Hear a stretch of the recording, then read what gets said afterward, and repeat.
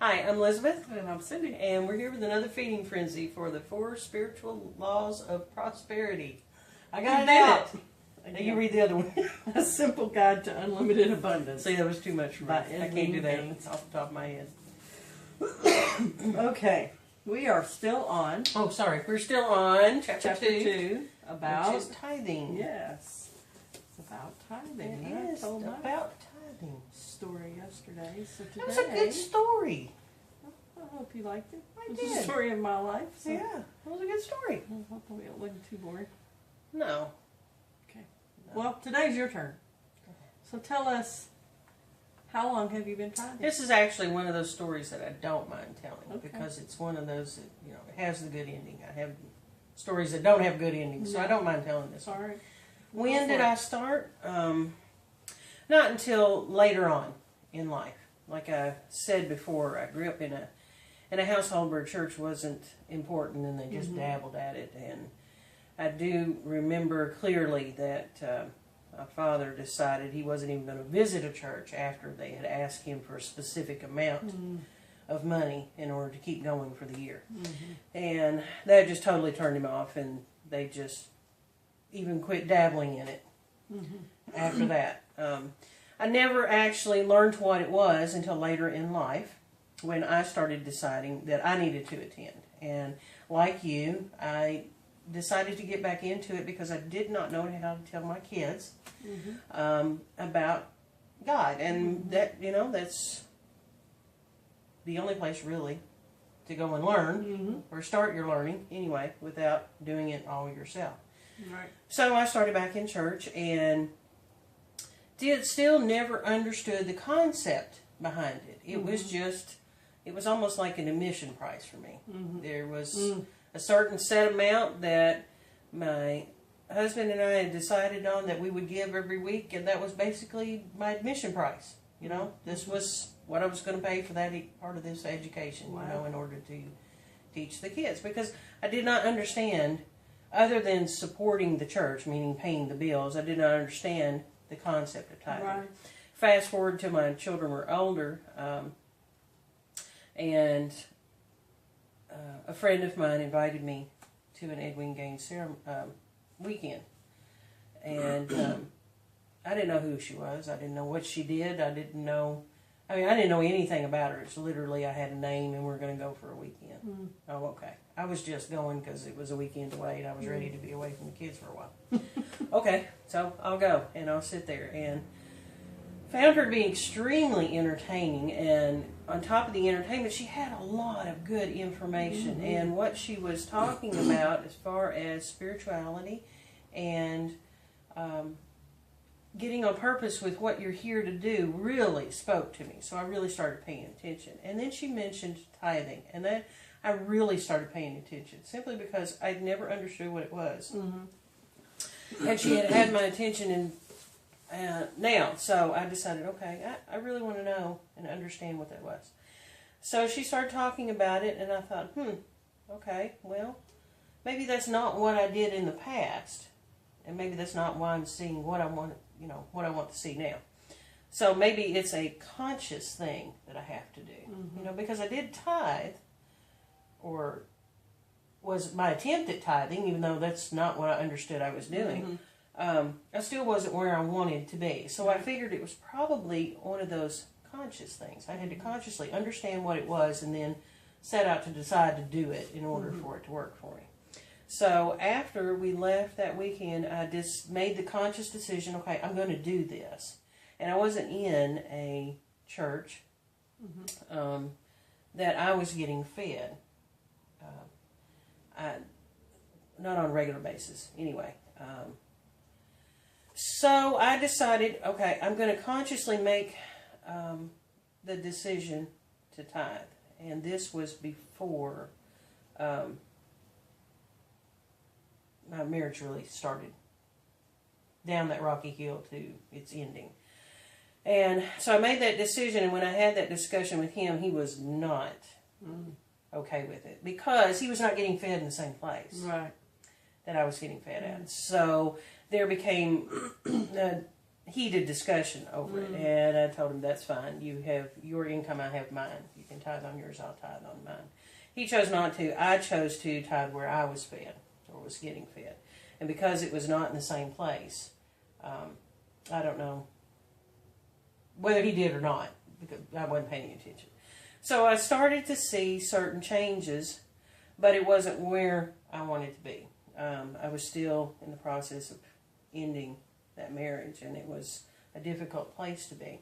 But I had decided, no, I'm going to do this, and I'm going to be diligent about it. So I did, and it was very small, and I didn't start with 10% either, because I was making plans to start over again. I just decided, okay, I've got to put some money aside in order to do that. And so I started putting money aside, and I wasn't tithing 10%. I was tithing probably 3%, 4%, 5%, somewhere in there. I was still deciding, I know I'm still making a conscious effort here. But then I began to notice I'm not seeing really what I'd like to see in return, and I don't see the heavens opening up. And I remember, Edwene talking about, once you start doing this, and you're going to see some miraculous things happening, and I wasn't seeing miraculous things happening. So I actually quit and decided, okay, this just isn't working for me. And so I switched into another gear. She said the 4 spiritual laws being tithing and forgiveness and goal setting and getting on purpose. So I decided I'm going to set that goal. And the goal was to find a new place. And I was searching and searching, and another friend told me, she said, well, if that's what you want to see happen, then you need to start acting as if it is happening. You need to start packing a box. And then you'll start, finding that place will become easier. I thought, okay, I'll do that. So I started packing boxes, thinking, okay, my place is going to show up anytime now, because now I'm actually packing a box. It should be. And I was having another discussion with another friend, and tithing came up again. And I said something about, and I'm just not finding the place. I'm looking and I'm searching, and I'm just not finding a place yet. And that friend asked, are you tithing? And I said, well, no, because it wasn't working for me. And they asked, well, were you tithing 10%? I said, no, I can afford to tithe 10%. And they said, you can't afford not to tithe 10%. Because anything less than, you're not making the mark where things happen. Right. Well, and tithe, the word itself and the word means itself means 10. Right. And I remember Edwene saying that. But I had to put it to the test. You see what I'm saying? I had made the conscious decision to do it, but I wasn't doing it fully. I wasn't actually tithing. Right. You weren't. I still wasn't actually tithing. I was only giving. Right. And to me, my own personal definition, anything up to 10% is just giving. Anything over than the 10% is giving. But that 10%, that's God's. got to go to where I recognize God is. All right, so as I was packing the boxes, I just was not seeing anything move. And I thought, okay, well, I'm going to give this one more shot. So I had my conversation with God. Like Edwene. All right. This is what I want. I am doing the steps that I need to, and I hadn't been tithing. So this time I'm actually going to tithe. I'm going to give you 10%. I am going to give back to where I get fed. You show me where I'm getting fed, and I will give that 10%. And I'm going to give you 2 months, because this was right at Christmas. I'm going to give you 2 months, because I decided then I didn't want to move right during the holidays, in order to show me where this is. All right. So full force into it, I decide, all right, I'm going to tithe. And I'm watching, and I'm thinking, I'm not going to have enough to live on. Because I had stuck a little bit aside, but I ended up having to use it because, I wasn't tithing, and it just wasn't working for me. So I didn't have something to move out on. So I really started talking then. All right, I'm going to give this money, and you're going to have my back. I'm not seeing anything yet, but I'm giving you a couple of months here, and if things don't happen, then I'm going to take that as a sign that it's not time yet, or I'm doing this wrong. You just got to let me know. All right. So a couple of months went by, and I was tithing, and I was giving the full 10%. Well, soon after I gave I can't remember now, it was either second or third consistent 10% tithe, I found an ad online for a place. And I was kind of interested, but it was way out of my league, money-wise. Mm-hmm. And I was thinking, I can't afford that. So I just dismissed it. And I told God, okay, that one looked pretty good, but, my budget's down here.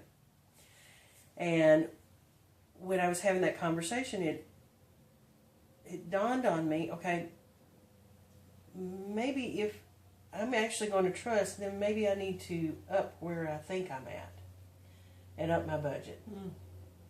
Maybe I'll need to look higher. Mm-hmm.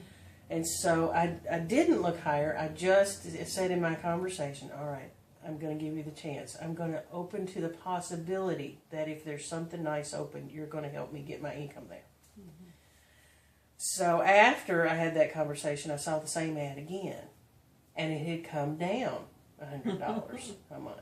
And I thought, okay, that's better.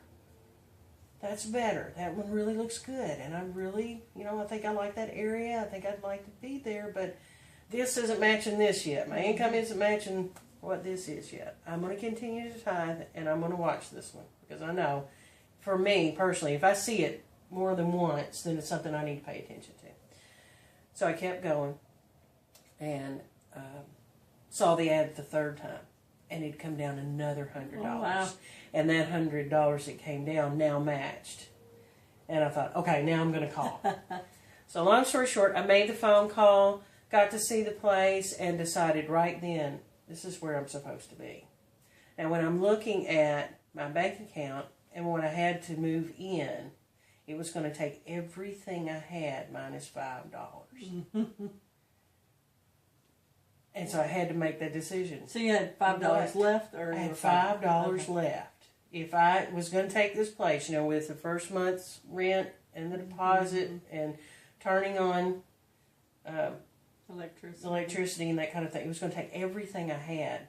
Wow. And leave me $5. And I wasn't going to get paid again for 2 weeks. Wow. Oh, I went back and I sweated over it. And absolutely, and I don't know if I can do this. Now I'm doing all that. Now I have to make this split-second decision because coming in right after me is somebody else that's going to look at it. Mm-hmm. And they've already got money in hand. Mm. So I had to make the decision right there. And I prayed harder than I've ever prayed in my entire life. And said, God, this feels right. I know I'm in integrity because I've been tithing the full 10%, and I'm listening, and I'm feeling like this is it. So if I do this, you're going to have to cover me. Hmm. So I wrote the check consciously, knowing I'm going to have $5 left. Wow. This is my major leap of faith, and I wrote the check. Wow. With shaking hands. I'm sure. I wrote the check. And a lot of people think, oh, that was really foolish. I was living on the epitome of faith. I really wanted to know, is this tithing thing going to work? Mm-hmm. I had put in my, time up to with my good effort with tithing. Let's see. Let's put this to the test. I figure the worst that can happen is I'm only going to get to stay here 1 month. And then I'm going to have to find something else. So I moved in, knowing this is it. All right, I had 2 weeks until my next paycheck, and I just told God, okay, I got $5. It felt right. I followed the nudges. I saw it 3 times. I followed everything. You're going to have to take care of me. In that 2 weeks, everything that came up that I needed was provided for me. Mm-hmm. I didn't have groceries when I came in. I had a friend say, you've done a lot for me. I want to buy your first set of groceries. So she bought my groceries. Wow. I didn't have anything to move the stuff on. It was provided. I mean, I didn't have couch to sit on. I didn't have a lot of furniture. The table that I got came out of a dumpster, and it was beautiful. And, everything I could have needed in that 2 weeks was taken care of. Absolutely taken care of. And by the end of the 2 weeks, I still had the $5 left. Wow. Yeah. It was the epitome of living on faith. But I needed that drastic demonstration to prove to me, yeah, this works. Yeah. Wow. Now, since then, as long as I'm sticking to it, as long as I'm giving, I'm absolutely receiving. And there has been a time or two where I got scared and I quit. And that's when I noticed that my problems got worse rather than getting better. Yeah. And the funny thing is, it's not just the financial that gets better or worse. It's everything. Everything seems to go downhill. Everything goes downhill. Relationships start going downhill. And, I started getting ill, and people in the family get ill, and that kind of thing. So everything takes a downward turn, and as long as I am tithing, it worked.